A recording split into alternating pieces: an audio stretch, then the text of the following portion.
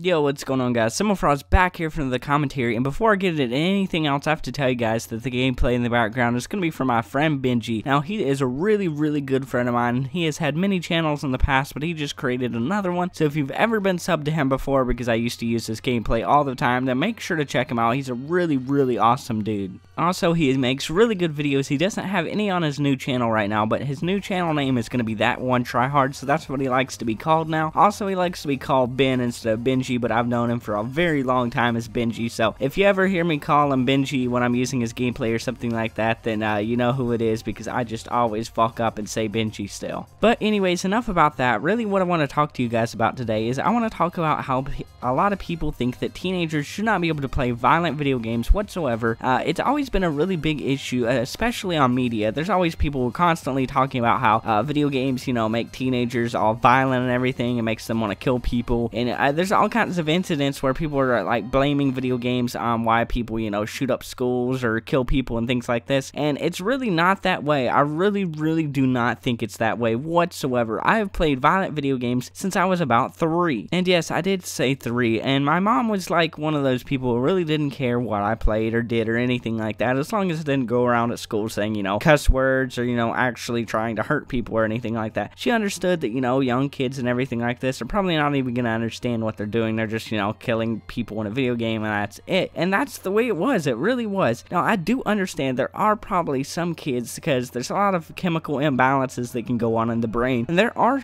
kids who end up being psychos and everything like this, and video games could help lead to this, but that is probably a very small percentage of people who actually, you know, end up killing people because of a video game. But really, I don't see much of an issue with video games. I mean, they really don't make you want to, like, just kill people because you're killing people in a video game. Most of the time, they're actually relaxing or make you, you know, not be so stressed out. A lot of the time, whenever you're just, you know, stressed, you have a lot of stuff you had to do recently and everything, you just want to sit down and just kill some people in a video game. It just, you know, helps you with stress and everything, and it probably makes you have less of a want to actually, you know, kill people in real life, because you're getting all your anger out and stuff on a video game. Now, I do have to say, there are times with video games that I can get really upset, and some other people can get upset, but they don't really take it to the real world. They're not gonna, like, you know, actually just go start killing someone because they got fucked up in a video game or something like that. No, that's not how it is. It really isn't. A lot of the time I'll get mad. I know I've yelled at video games before. I broke a controller, like throwing it at a wall and stuff. I've actually broken a couple controllers. That was back in the day when I really took it serious, but even then I had no urges to hurt anyone or hurt anyone else. I just wanted to hurt the damn controller in the video game. I mean, yeah, you could argue, you know, that does make you angry and everything, you know, while you're playing it, but a lot of the time it really does help, you know, relieve a lot of stress for a lot of people. And not all video games make you angry either. There are some shooters that I can actually play and everything that don't get me angry whatsoever. Halo is one of these. I absolutely never rage. If I'm playing Halo, it's just, I'm chillaxing the whole time. Call of Duty, oh no, I will have to say I do rage a lot at it. But what I really think is, a lot of the time, the people who say, like, video games cause, you know, people to kill people and, you know, get angry all the time and want to hurt everyone and want to hurt themselves and hurt everyone else, I think those are the people who have never really played a video game. Those are the people who go around life, you know, they live in the real world completely and totally and never, you know, try and do anything online. A lot of the older folk, you know, they don't know how to, you know, use much technology, especially like my family and people in the South. Like, my family is a farm family, basically. I have a lot of people who live out in the country and everything, and not a lot of them use technology. I said in one of the videos, one of my cousins that lives out in the country actually didn't even get internet till this year, or not this year, maybe it was the end,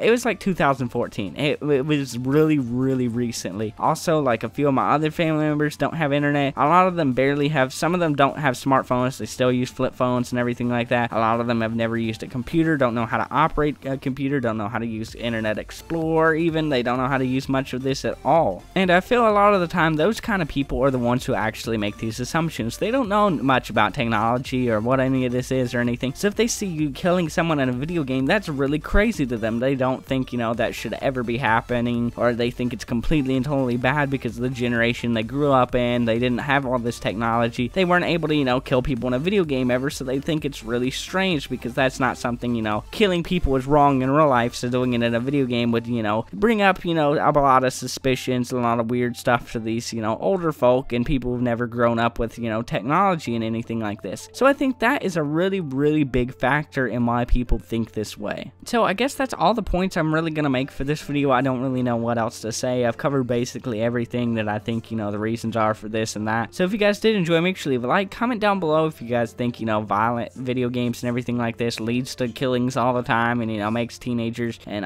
even adults, anyone, just really in general, just be angry all the time, you know, hate life, hate everything because of video games. Then tell me that down in the comments if you think it doesn't, or why, or anything like that. Tell me down in the comments. I love reading comments. I don't always reply to them. I don't really reply to them very often now because I'm always really busy with everything and I barely get any sleep anymore. But anyways, if you haven't already, make sure to subscribe as well. This has been cebmofroz, and peace.